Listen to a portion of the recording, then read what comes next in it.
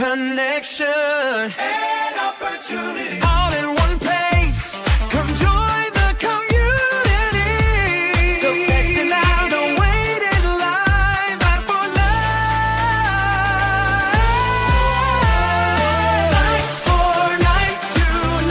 949298295. That's 94925.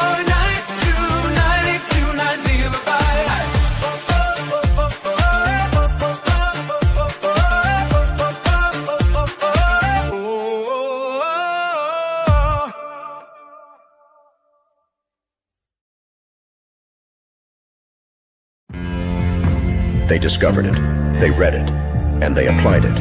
It's the golden thread that connects the titans of the self-development industry, the source that spawned millions of millionaires, the original blueprint to success. Think and Grow Rich by Napoleon Hill. Think and Grow Rich. Napoleon Hill, Think and Grow Rich. It's a classic. A classic. And I love Think and Grow Rich. I love it. It's right here. I mean, it's one of my favorite books of all time. Think and Grow Rich by Napoleon Hill. This material is what changed my life.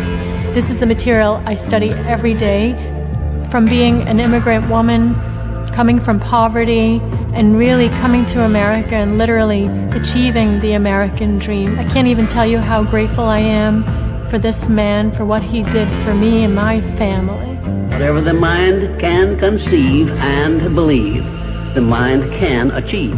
People don't realize is that when we let our ego get in our way, ego is the loss, the fear of loss. So need to be right, the need to be offended, the need to be hurt, fearful. When that trajectory changes, what happens is you continually go the wrong way. So my job as a coach is to say, let's get into the enjoyment of the direct pursuit of my potential. Right? And so when the light went on, it was not about the potential of making money and being an entrepreneur, which is one of my specialties. And I said to him, look, this is an opportunity now to show how great you really are. We can't let the outside voices, right, determine our success. The happiness that we have comes within. Why are you going to give that control to somebody else? Thoughts become things. And I always wonder, why did no one teach us this? Why did we not learn this in school? Why did we not learn this from our families? If you make your study a priority, your life will change. And I came up with 4 really valuable things that I took stock in. And the first one was gratitude. Simple gratitude. Although I grew up with nothing, I was always grateful. Throughout the whole process of consistently, persistently pursuing my potential, I was grateful. It made my past better, my present brighter, and my future even brighter than that. In fact, I tell people all the time, if you want to change your life, change your employee's life, your family life, it's very simple. 2 words, say thank you.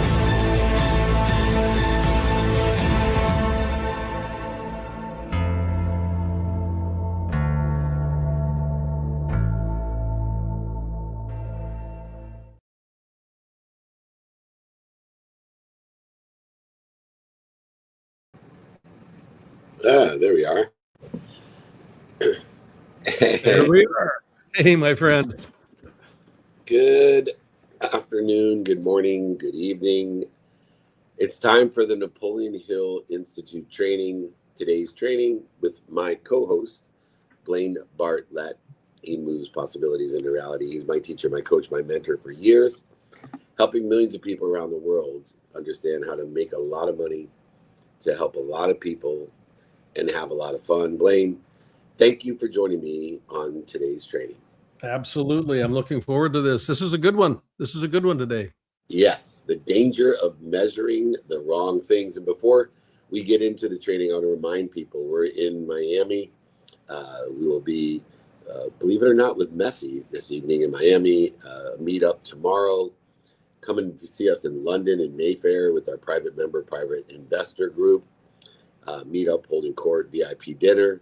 Then to the Ryder Cup of Wine VIP dinner and meet up in Breckenridge, Colorado. And then to Atlanta for the full car wash again.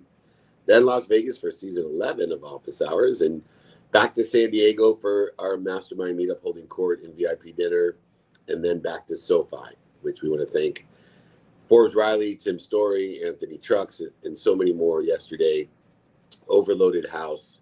And we are blessed to have the best in our mastermind series, our VIP dinner for charity, just doing the best that we can to empower others, to make a lot of money, help a lot of people, and have a lot of fun. So if you'd like to join us, you got to stay informed and invited. It's area code 949. 298 is the next three numbers, and then 2905 to complete it. 949 298 2905 as the jingle states, or you can just email me, David at dmeltzer.com. All right, it is my favorite time to get into the danger of measuring the wrong things. And Blaine, as you know, as leaders, we naturally gravitate towards what is easy to measure. And sometimes we're mistaken because the easy measurements of revenue, growth, profits, performance, these dashboards that are available for everything at the touch of our finger to create them and utilize them, they will provide valuable insights, but they don't always tell the whole story, do they? They give us clues and patterns of a complete story, but not enough information or certainty to create sustainable success. It's very difficult, and we need to see what's invisible, these assets that numbers alone cannot capture, including energy in motion, energy that's interfered with, and of course, the energy of intuition, inspiration, and intelligence that can help elevate our awareness beyond what seems to be simple. If we look backwards in history, we're reminded that favorable metrics can create the illusion of progress while making the underlying problems less distinguishable.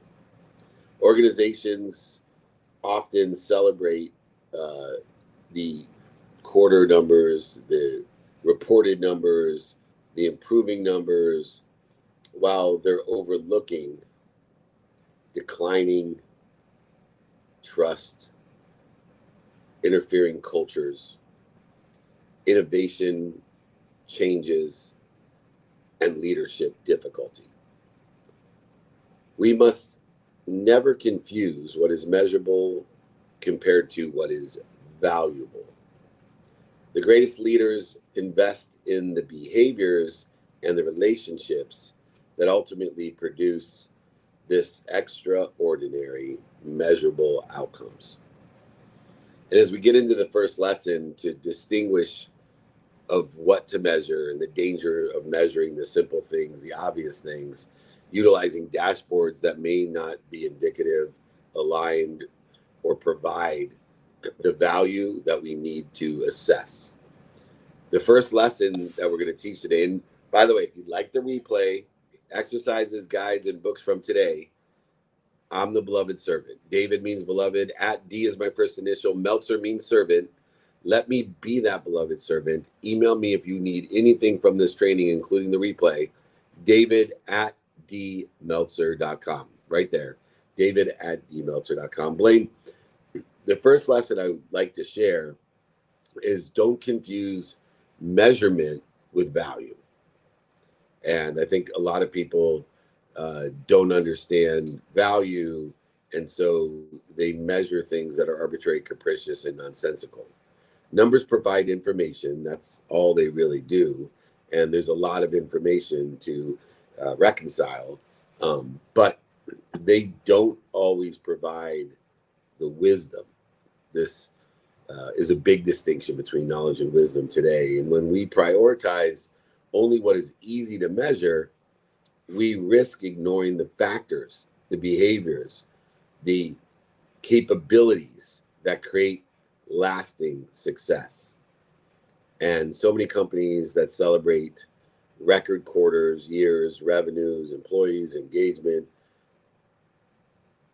they don't look at those things. They're just looking at these quarterly numbers, while there's a degradation, a disintegration of engagement for sure, customer trust, And slowly but surely, their innovation, which is happening today to so many people, may be at the top of their game, but be completely useless by the end of the next quarter. How do we, Blaine, if we're not going to, confuse the measurement of revenue and quarterly numbers and board requirements, how do we measure value? That is the $64,000 question. And that dates me a little bit just in saying that, but the value is linked to what makes us as an organization unique.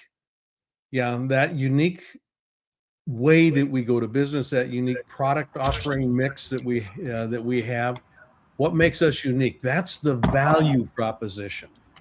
And most metrics, and you mentioned this, we prioritize what's easy to measure, and what's easy to measure is what's historically always been measured, and what the street pays attention to, what our board says is important.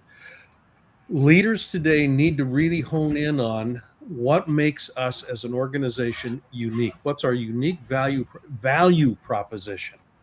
And then organize metrics that are consistent with the delivery of and the creation of that value proposition. This is not easy to do. It's not a question that most executive teams wrestle with. What makes us unique? That's not a question that most of us have heard the CEO talk about. So if you can begin to hone in on that, then you can begin to develop metrics that are consistent with that future state, because that value, that what makes us unique, is expressed in the future. It's not measured in today. It's expressed in the future. So we're continuously growing into that. The lifespan of most organizations is less than a human being. So yeah, and go ahead. Sorry. There you go. So yeah, and it's less than a human being because we measure the wrong things. We pay attention to the wrong things that are actually compromising our ability to thrive long term as an organization. Yeah, and these dashboards really give us a good picture of where we've been. But more than ever today, our culture, people work for cultures, not companies. Our culture determines where we're going.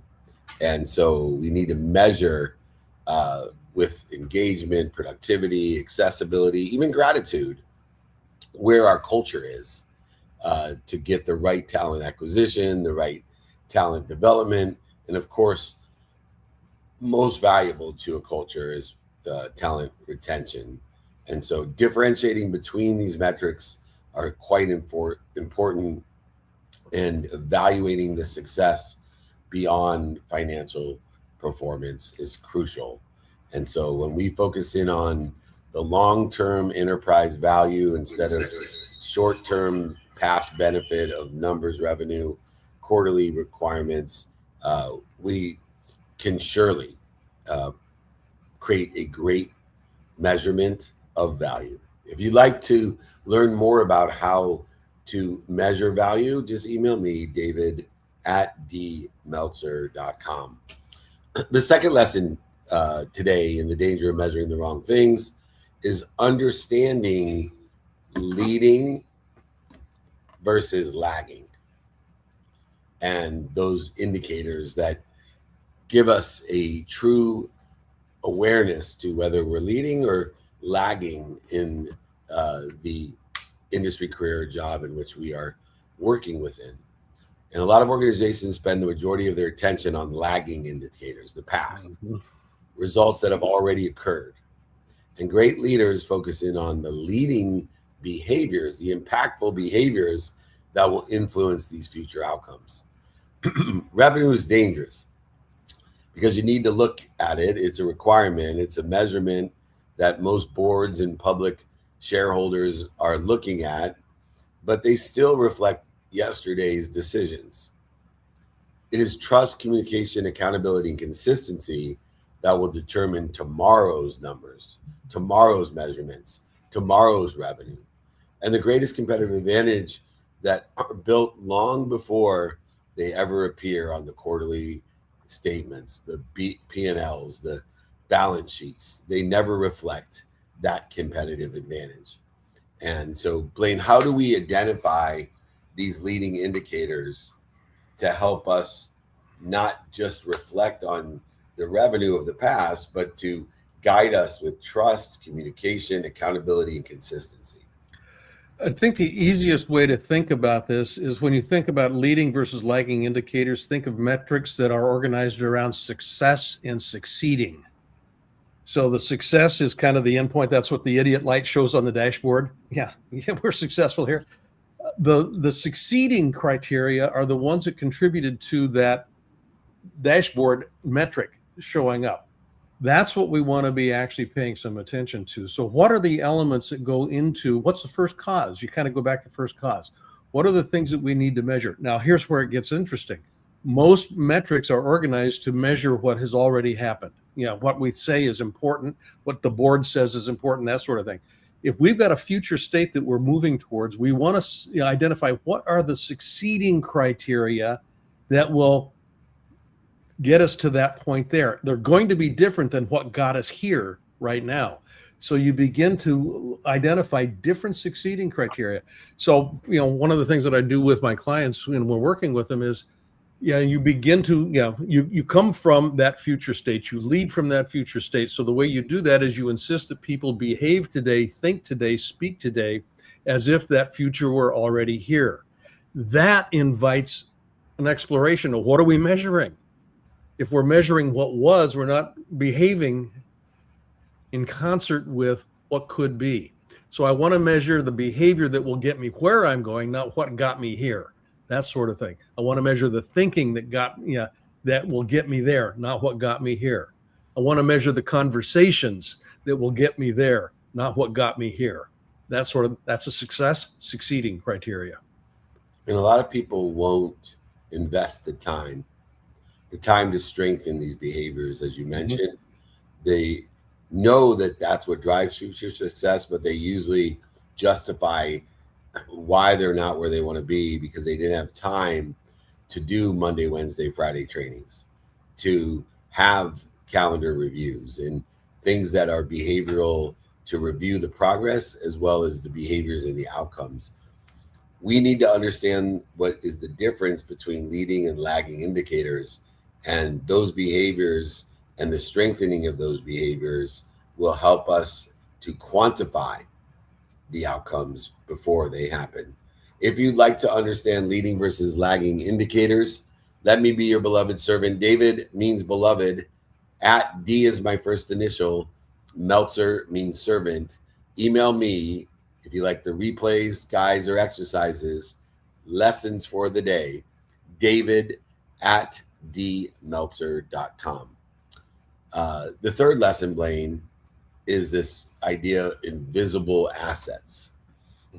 There's so many things that can't be seen and that are ignored because they're invisible. The most valuable assets in an organization rarely appears on the balance sheet, the P&L, or on the quarterly reports. Yet these invisible assets, they compound as well every day, just like revenue. Organizations with strong cultures, trusted leadership, loyal customers that buy from you and sell for you, and engaged employees consistently will outperform all of their competitors all of the time. We keep talking about trust. We keep talking about relationships. We talk about the credibility and the purpose and gratitude, empathy, accountability, and effective communication. These are the assets that appreciate, compound, and accelerate and aggregate because they are intentional investments. For you, Blaine, as we look at prioritizing these different cultural strengths of trust, loyalty, and engagement, as we create these systems, what have you found is the best practice for companies to help facilitate building the trust, the loyalty, and the engagement, and use those as invisible assets to provide guaranteed success in the future?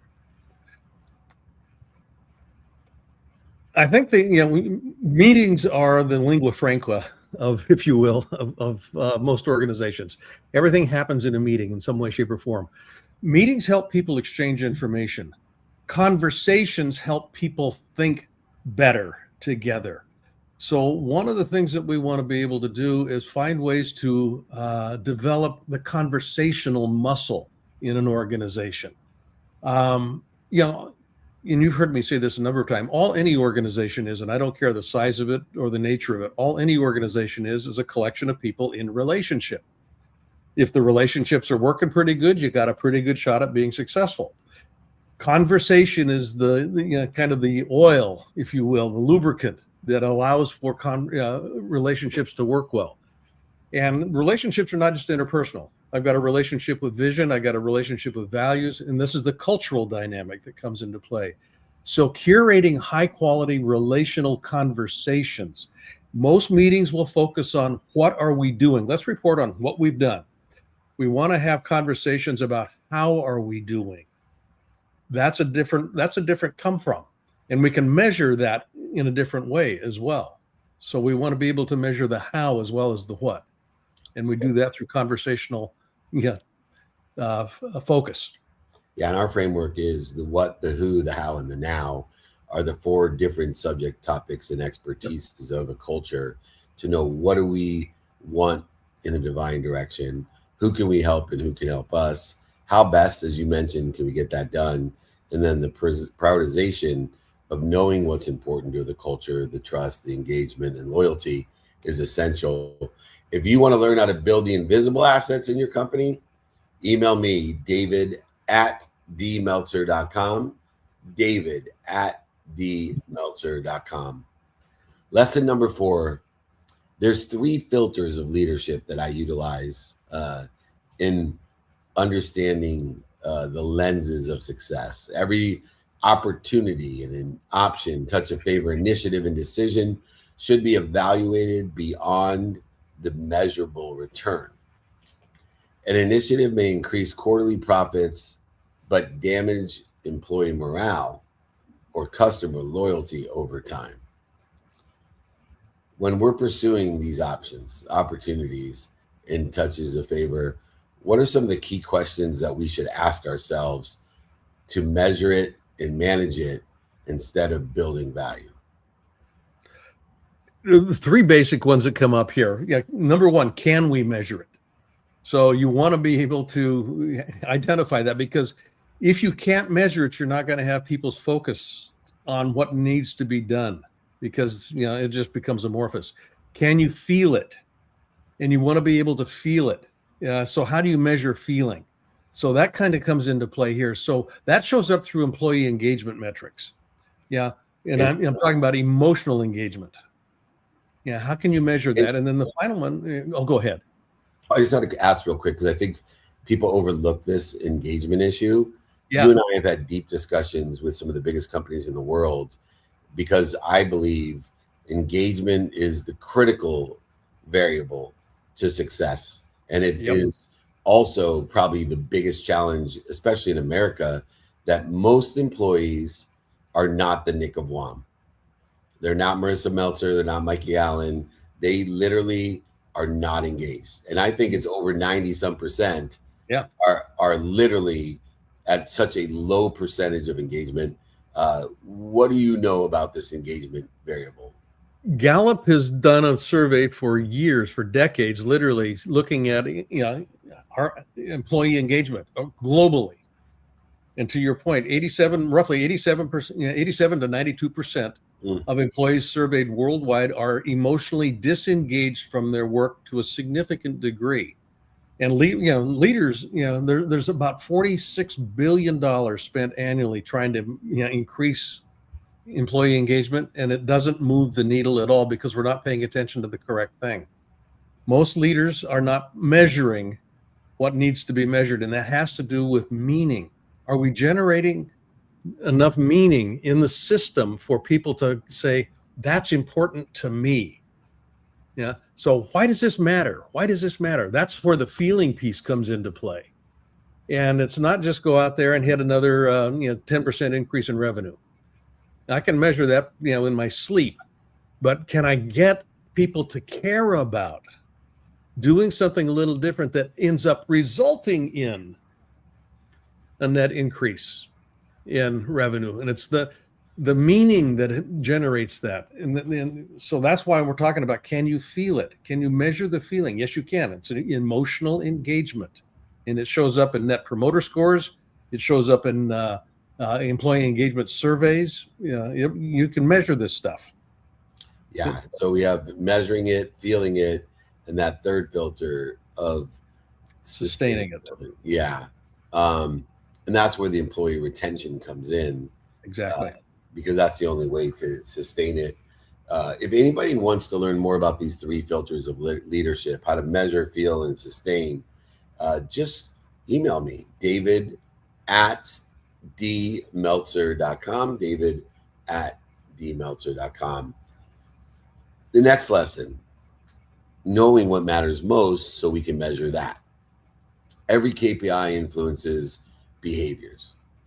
If we measure the wrong things, and the danger in measuring the wrong things, we then change behaviors that interfere, not align with the divine direction of our business.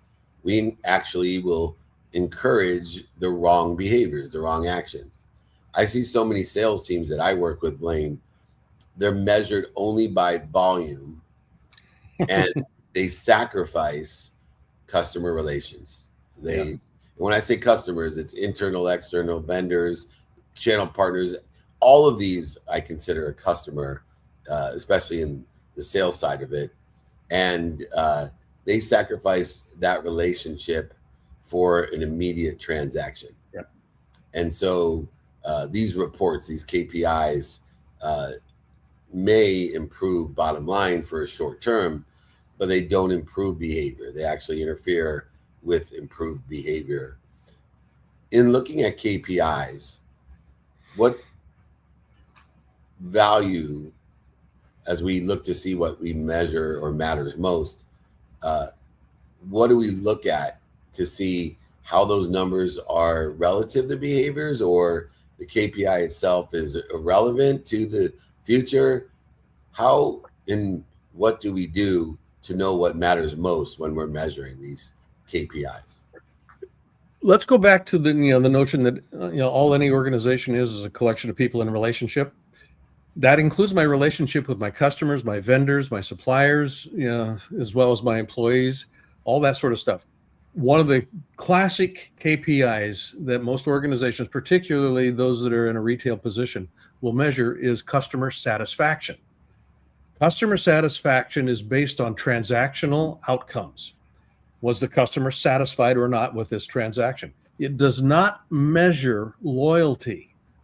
The problem with a customer satisfaction metric, and if that's all we're tracking, you begin to train people to behave in a way that says, give the customer anything that they want because we don't want to risk them being disappointed. If you're looking at measuring customer loyalty, now you change the conversation. You begin looking through the lens of, how can I assist this customer more effectively? I may disappoint them in this transaction, but long-term, they literally become partners with them in achieving an outcome perhaps they didn't even know that they wanted. So if we can begin measuring customer loyalty, and this will show up in net promoter scores, as an example. An NPS score is different than a customer satisfaction score, and it actually trains the staff to behave in a different way because we're looking at a different succeeding criteria. Loyalty, not satisfaction. Yeah, and loyalty adds that exponential factoring to business because a loyal customer sells for you for life. Yep. And we can see quantitative measurements by understanding where our new business comes from. Does our new business come from our old business? That's a critical quantitative measurement that matters most to me, because I know that those reflective past numbers of quarterly reports show me who bought from us, but the future will be driven by who's selling for us. And no better salesperson than a customer to derive. It's the least expensive and most powerful sales force in the world is your customer base, your community. If you would like to learn to measure what matters most, Email me, beloved servant. David means beloved at D, first initial. Meltzer means servant. Email me, pinned right below, David at dmeltzer.com. David at dmeltzer.com. Coming into the home stretch, the final lesson of the day in the danger of measuring the wrong things is, how do we build a legacy, not just a dashboard? You know, in wealth, generational wealth, very similar to this building of a legacy. If you want generational wealth, you need to have assets that create interest that exponentially grows tax-free. And I think this can be applied analogously to building a legacy in your business comparatively to just income or a dashboard. Because organizations that endure focus, intention, attention on developing people, champions, before optimizing numbers, they have sustainable growth that always begins with the people, with the leadership, with the champions. I was with Nick Saban, as I mentioned to you, a couple weeks past, and I loved when he said, Dave, I stopped worrying about championships. I started focusing in on building champions, because champions win championships. And these companies that Nick and I and you work with the greatest enterprise value, consistently invest in one thing: their people. Relationships, communication, loyalty, execution, engagement, and culture. All of these things relative to these people, they invest in these things long before those investments ever appear on a P&L or balance sheet or quarterly report. People manage what they measure. Great leaders like Nick Saban and Blaine Bartlett also measure what matters. Blaine, people are so important. And if we want to optimize our numbers, we need to build champions.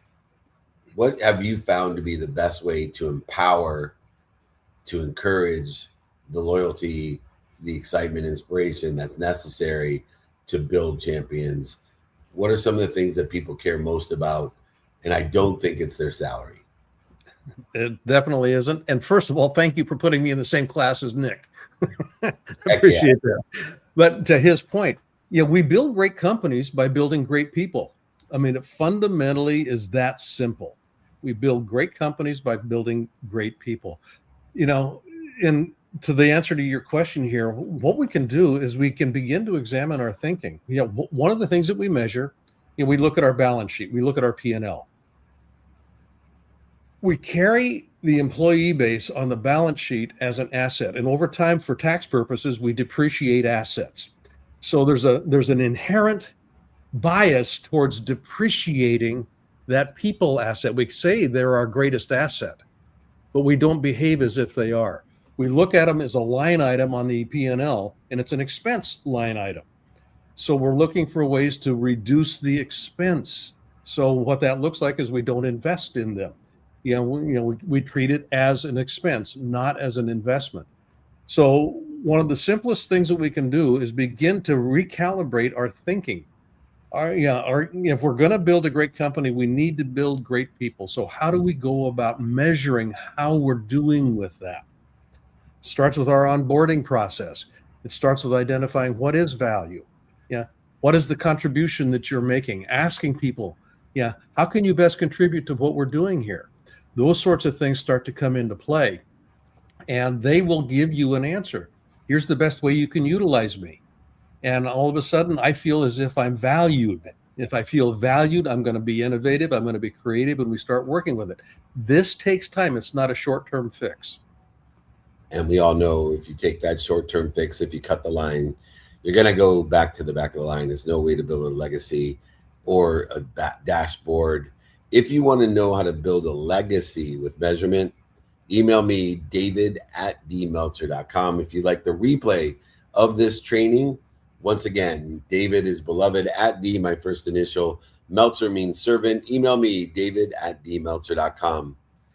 The organizations that create lasting impact don't simply optimize their dashboards. It's quite easy today with AI, to be honest, but they cultivate trust, relationships, purpose, and culture.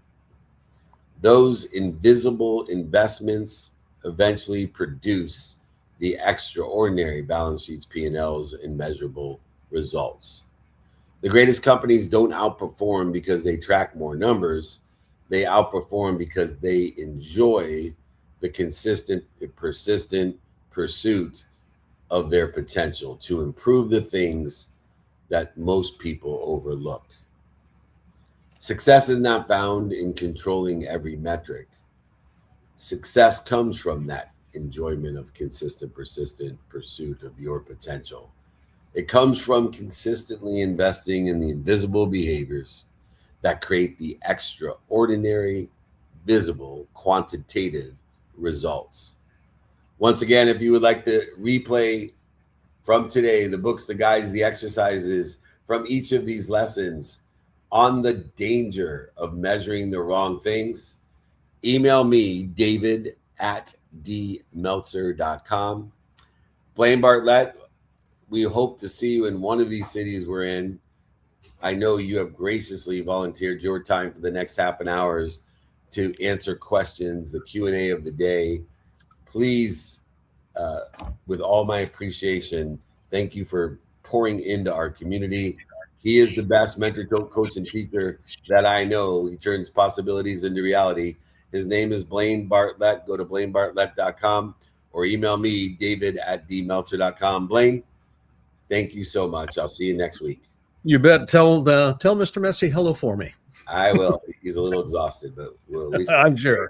At least going to say hi for 5 minutes. All right. Thanks. Right on.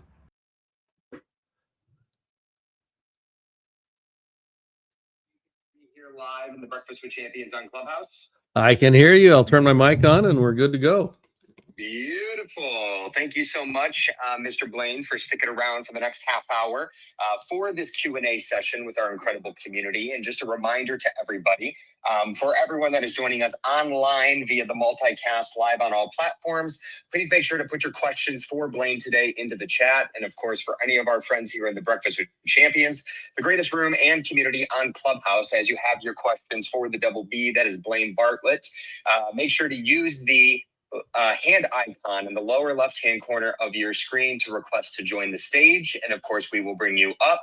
And for any of our friends that are currently on stage, if you have a question for Blaine today, just go ahead and put a quick note in the room chat, and I will be happy to pass the mic over your way. Now, without further ado, for the first question of the day, we got the young buck. We got Jared Walsh, who is here on stage patiently waiting. So, Jared, my friend, it is great to see you. Why don't you unmute yourself and kick us off with the first question of the day? Good morning, Nick. Thank you very much. Blaine, thank you again for being here and answering our questions. You bet, Jared. Good to have you back. Thank you. My question, I wanted to circle back to engagement and having it be measured, felt, and sustained.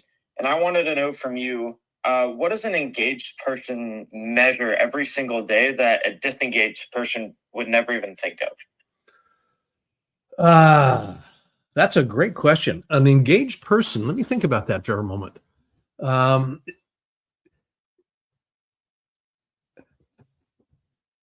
What I would actually, I'm just kind of checking in my own experience here.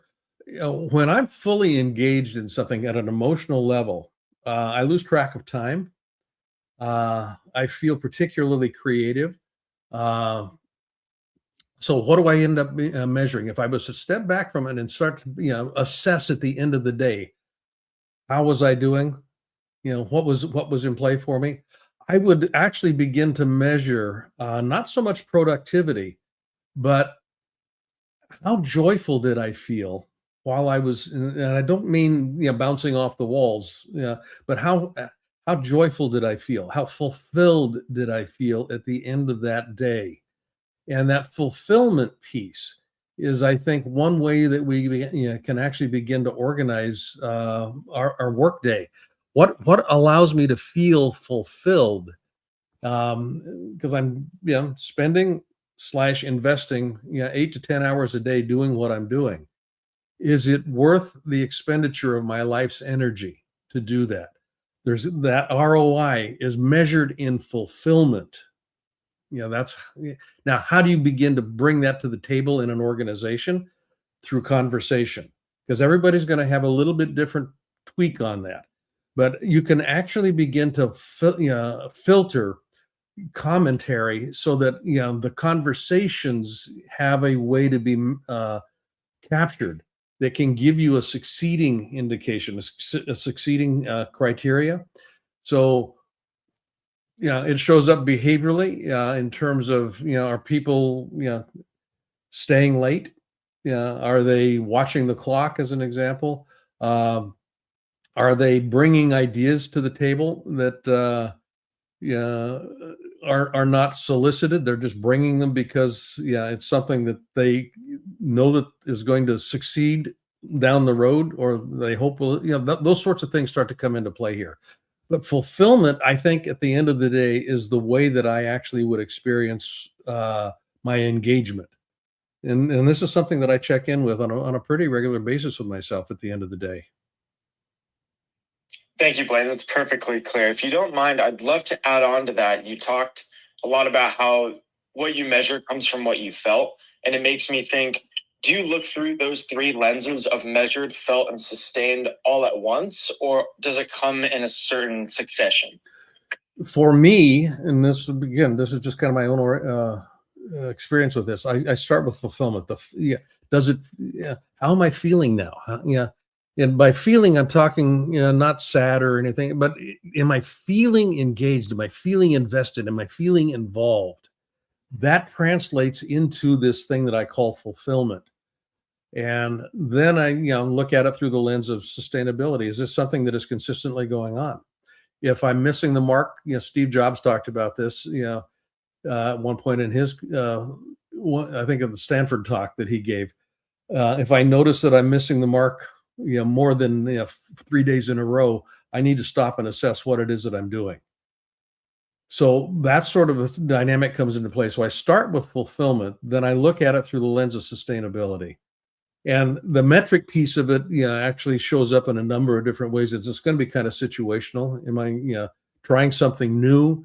So I start looking at how, if it's something new that I'm doing, how many books did I read, or how many articles did I access that are, there's a different, and it's situational. So you start making the metric up in one sense, but the baseline is around fulfillment. Okay, that's perfectly clear. Thank you, Blaine. That's brilliant. Okay, thank you, Jared. Love that question. We love the curiosity, Jared, and appreciate you showing up week by week here to be with both David as well as the double B, that is Blaine Bartlett. You can, of course, reach him at blainebartlett.com. Now, for our next question of the day, I'm going to pass it over to the lovely Colleen Malloy, who is patiently waiting here on stage. Colleen, the mic is yours. Take it away. Thank you so much. Hey, Blaine. Hey, Colleen. How you doing? So I've been so fascinated with the last couple of trainings you guys have done together. And there's this conversation around that invisible world where all of the information lives. Both you and Dave are so good in at tapping into and channeling. Something that comes pretty naturally, where you guys just have access to this information. Sometimes it's just flowing through you. Sometimes, Dave comes off of a stage and is like, I don't even know what I said, but it was so natural because he was, in tune. And so I think that translates a lot to legacy and the things that, the wisdom that you intake, and the teachings that you're able to incorporate into, the communities that you're educating. So my question is, is that invisible world, is that something that you access, or is that something that you guys just allow to happen? And kind of what is the difference between, tapping into it and just surrender to it? The key word there, Colleen, is surrendering. When I go up on a platform, when I go up on a stage, or actually when I'm coaching, I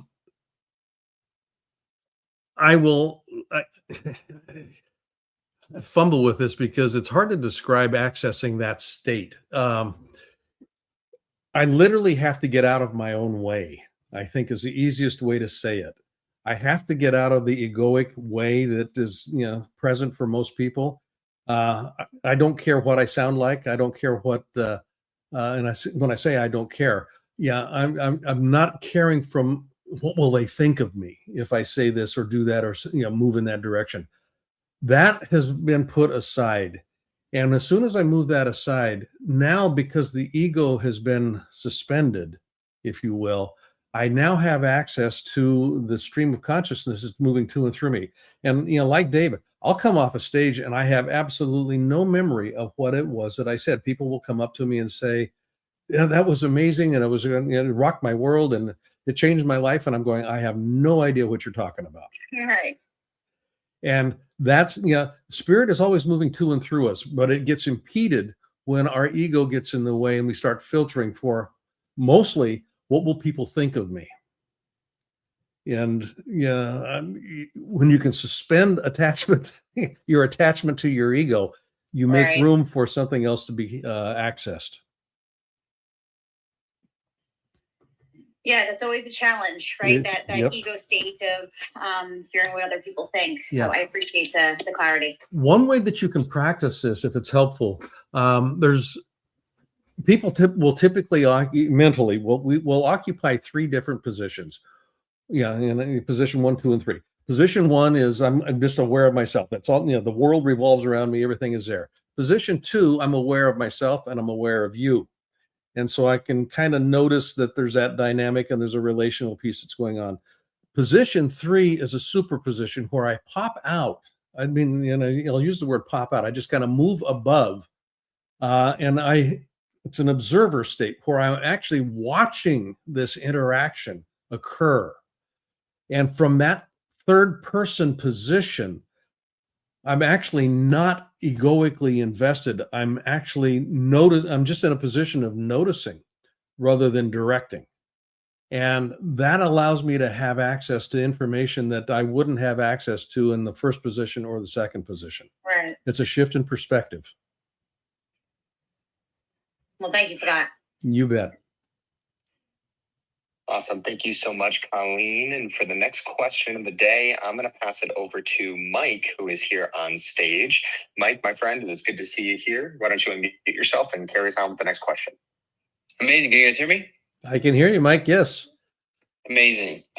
Blaine, thinking of this training and thinking of obviously your expertise, obviously, especially in the area of leadership, I questioned you, if you can name 3 characteristics that from what you've seen and obviously your incredible career are kind of like your main takeaways, because there's so many different styles, if you will, of leadership, but what are like the 3 characteristics that you've seen kind of hold true through your career when working with incredible leaders?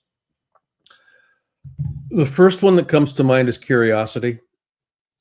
Some of the most effective leaders I've ever worked with are voracious learners. They read a lot. They're curious. They don't just accept at first blush, a reason for something happening in the way that it happened. They go, well, okay, let's unbundle that and explore that a little bit, particularly if it begins to become patterned. So curiosity is probably the number one trait.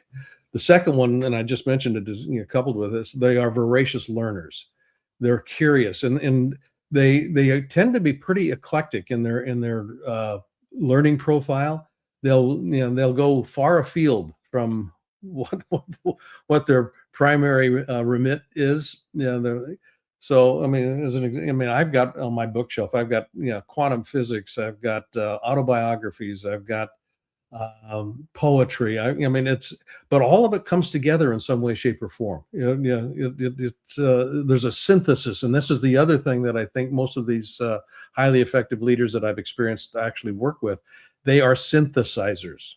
So the curiosity comes into play. The learning is very present there. They got access to information and knowledge, but they have the ability to synthesize the information and what it is that they've got going on in their mind in a way that's applicable to what it is that they're dealing with. So that synthesis, the connecting of the dots, if you will, that comes together. So those would be the 3 primary traits that they seem to, and I'll go out of the way here. They'll curate these traits. They'll foster curiosity. They generously learn, and they continuously are looking for ways to apply. So those three things come into mind. Amazing. Thank you, Blaine. You bet, Mike. Really appreciate that. You betcha. Thank you so much, Mike. And just doing a final reset of the room here as we enter into what is the fourth quarter of today's Napoleon Hill Institute training. This is, of course, the bonus session, extra 30 minutes as we get the blessing of having the double B, that is Blaine Bartlett. You can reach him at blainebartlett.com as he has joined us here and is so gracious with his time to be of service or further being of service by answering everybody's questions. So as a reminder, if you are on the webinar, go ahead and put your questions into the chat. And if you are live here on Clubhouse, either go ahead and request to join the stage using the hand icon in the lower left-hand corner of your screen, or just put a quick note in the room chat and I'll be happy to pass the mic over or send you an invite to join stage as well. Now, without further ado, for our next question, I'm going to pass it over to Ali, and then we're going to go to Robert. Robert, you are on deck, my friend. But without further ado, Ali, the mic is yours, my dear. Take it over and keep us rolling. Thank you, Nick. Hi, Blaine. Hi, Ali. One more time with feeling here, huh? Yes, I love it. Awesome training. You talked a lot about how what we measure shapes where we put our attention. And I want to flip the script throughout your journey. Looking back, what's something that you actually stopped paying attention to because you realized it wasn't what actually drove the long-term success and the true ROI long-term that you eventually found? Yeah, that's a great question. The simple answer, and I do have a ready answer for that. I stopped paying attention to other people's approval. That's, I stopped paying attention to that. And when I stopped paying attention to that, I was actually able to start being far more effective. I was far more honest. I was far more congruent. I was far more authentic. And it was that authentic. People connect through authenticity. They disconnect through certainty. And as long as I was paying attention to other people's approval, I was trying to position myself as certain around things. And that's, we disconnect through certainty. We connect through vulnerability. Vulnerability is scary, but it's also something that is in place when you stop worrying about what other people think of you. And then you start just behaving authentically and working from that position. Wow. Very to the point, but very, very powerful. Definitely applies to my life right now. And it is hard, to push through those moments when there's a lot of weight there, but appreciate you always in the mentorship. My pleasure. Thank you. I appreciate your questions always. Thank you so much, Ali. And as mentioned, Robert, the mic is yours, my friend. Keep us going with the next question. Thank you, Nick. Blaine, awesome to be here. I love the topic today, the danger of measuring the wrong things. And I had one question in particular. Starting a new business, I have one partner. We eventually will onboard some more people. But how do I go about communicating when we have different ideas on how to run the company? And I believe, we both have valid directions we want to bring it, which is really in the same direction, but the approach might be slightly different. Yeah. You know what I'm saying? Welcome to the marriage. Yes. For me, it's more about keeping the lights on, and him, it's more about cultivating relationships and building a team brick by brick. Yeah. Which sometimes the lights go out, in the process. So I love that question, Robert. And essentially what you're looking at is a scaling question, but they're not antithetical. They are not oil and water. Both of them need to coexist, and you need to find a way with your partner to figure out how that coexisting actually looks. So, you're going to want to begin conversations with your partner that are predicated on what matters right now. And when you begin, rather than what are we doing, what matters to you, what matters to me, what matters to us, and you may have three different answers to those questions. What matters to me, what matters to you, what matters to us. When you can get clarity around what matters, then you can begin to go to what do we need to do to achieve what matters in the most elegant way that we can. Now, by elegant, I'm talking about minimal unintended consequences. You're gonna, the beauty of relationship is that conflict is present. I mean, and I really literally mean this. You want to have conflict in the conversation, not a war, but the conflict of ideas. And if you're willing to stay in the heat of the conflict long enough, organized around what matters, you will find a resolution that is amenable to both. And it's not about a compromise. It's about the emergence of a new idea, a way of interacting, a way of going to market, a way of operating that neither of you had thought about before. It may be an amalgam of a couple of different ideas that you've explored before, but you keep it organized around for the sake of what? What matters here? What matters to me? What matters to you? What matters to us?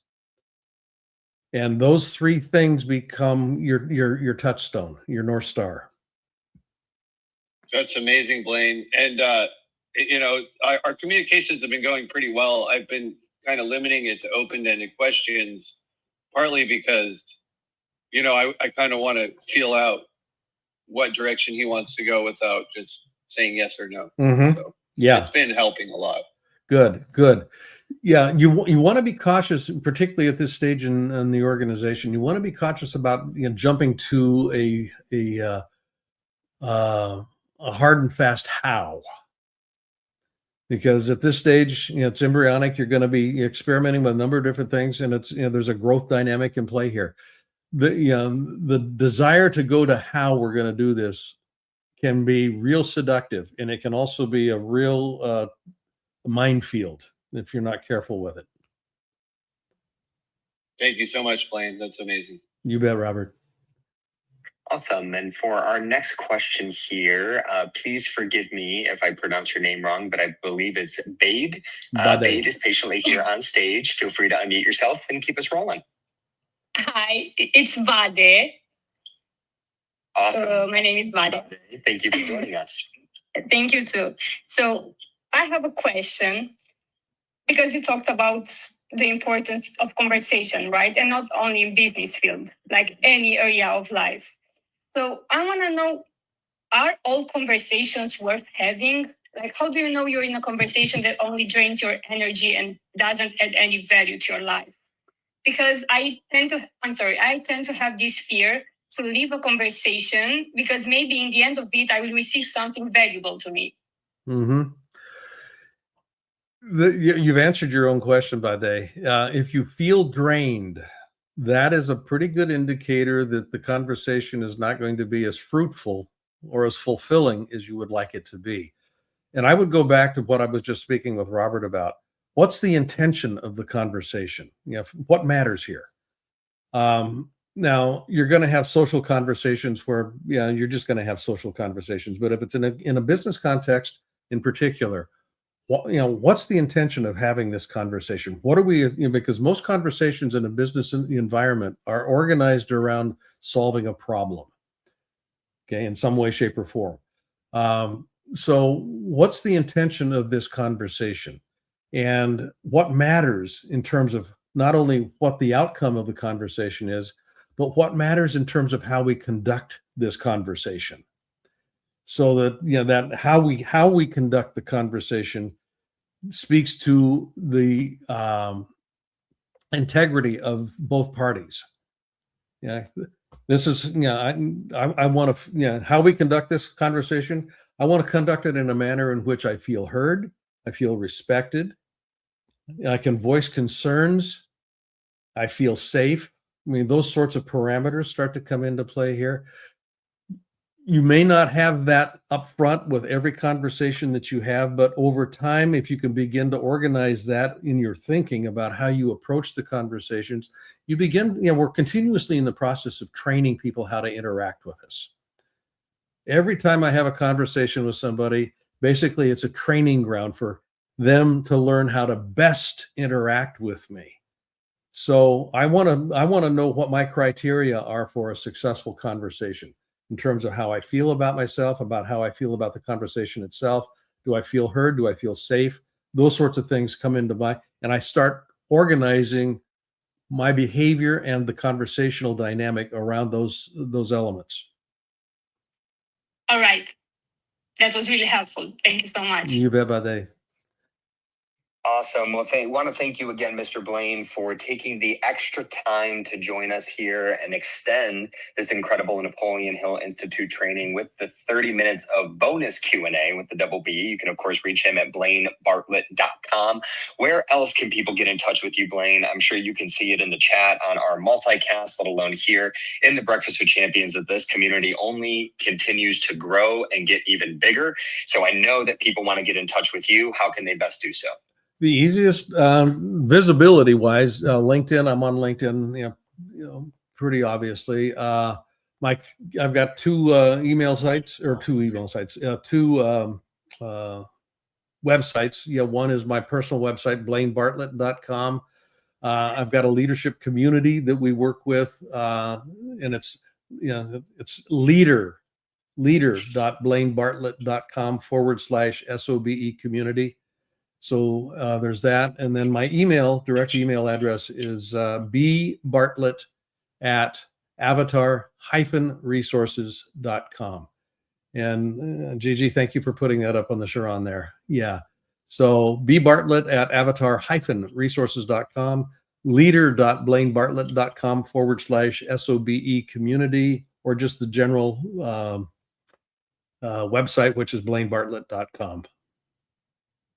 Beautiful. Well, thank you so much, Mr. Blaine. And I'm going to go ahead and just close out the session in the room here by, of course, reminding everybody that if they would like the guide, exercise, or replay from today's training, all you need to do is email the beloved servant himself, david@dmeltzer.com. Once again, that is just david@dmeltzer.com. And of course, this would not be another David Meltzer Napoleon Hill Institute training if we were not inviting everybody to come and join us in person. Of course, we are on the road to over 200 cities every single year.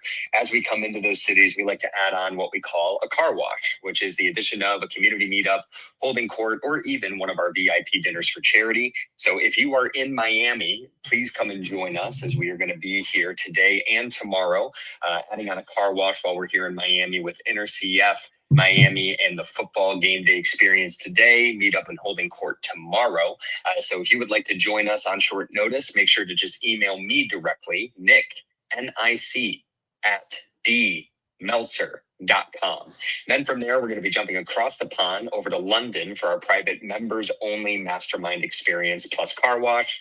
Then jumping over to Breckenridge, Colorado with the Breckenridge Golf Club, the PGA Pro, Virgil Herring, our Broadway and American Idol star, Justin Guarini, and LinkedIn cash flow expert, Kim Walsh-Phillips, let alone many, many more there in Breckenridge as well, adding on a car wash once again.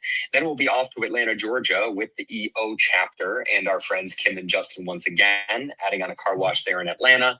Back to Viva Las Vegas for the production of 2 Minute Drills, season number 8 at SiriusXM Studios in the lobby of the Wynn, plus car wash there in Vegas.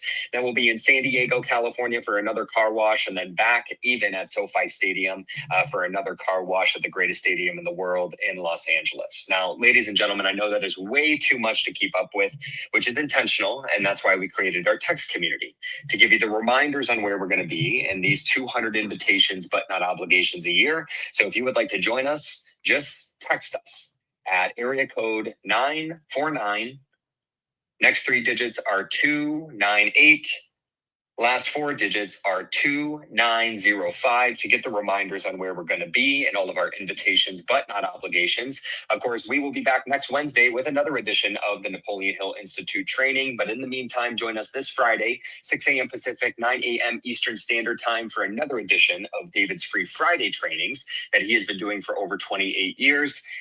Everybody enjoy the rest of course, your incredible Wednesday ahead. And as we close out today's training, I want to remind you all, in the wise words of David, to continue to be more interested than interesting, and be kind. Be kind to your future self and do good deeds. Gigi, hit it. Hey! Hey!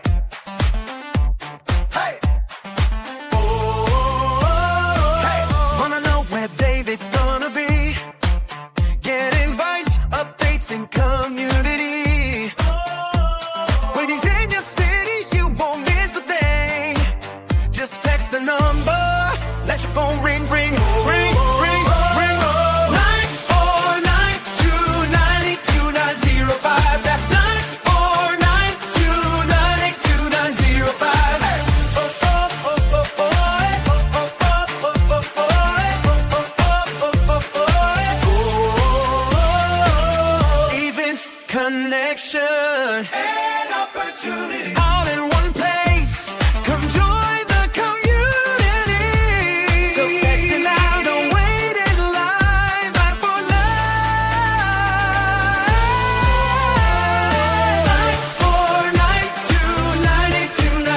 949-292-905. That's 949-292-905. They discovered it, they read it, and they applied it. It's the golden thread that connects the titans of the self-development industry, the source that spawned millions of millionaires, the original blueprint to success. Think and Grow Rich by Napoleon Hill. Think and Grow Rich. Napoleon Hill, Think and Grow Rich. It's a classic. A classic. And I love Think and Grow Rich. I love it. It's right here. I mean, it's one of my favorite books of all time. Think and Grow Rich by Napoleon Hill. This material is what changed my life. This is the material I study every day. From being an immigrant woman, coming from poverty, and really coming to America and literally achieving the American dream. I can't even tell you how grateful I am for this man, for what he did for me and my family. Whatever the mind can conceive and believe, the mind can achieve. People don't realize is that when we let our ego get in our way, ego is the loss, the fear of loss. So need to be right, the need to be offended, the need to be hurt, fearful. When that trajectory changes, what happens is you continually go the wrong way. So my job as a coach is to say, let's get into the enjoyment of the direct pursuit of my potential. Right? And so when the light went on, it was not about the potential of making money and being an entrepreneur, which is one of my specialties. And I said to him, look, this is an opportunity now to show how great you really are. We can't let the outside voices, right, determine our success. The happiness that we have comes within. Why are you going to give that control to somebody else? Thoughts become things. And I always wonder, why did no one teach us this? Why did we not learn this in school? Why did we not learn this from our families? If you make your study a priority, your life will change. And I came up with 4 really valuable things that I took stock in. And the first one was gratitude. Simple gratitude. Although I grew up with nothing, I was always grateful. Throughout the whole process of consistently, persistently pursuing my potential, I was grateful. It made my past better, my present brighter, and my future even brighter than that. In fact, I tell people all the time, if you want to change your life, change your employee's life, your family life, it's very simple.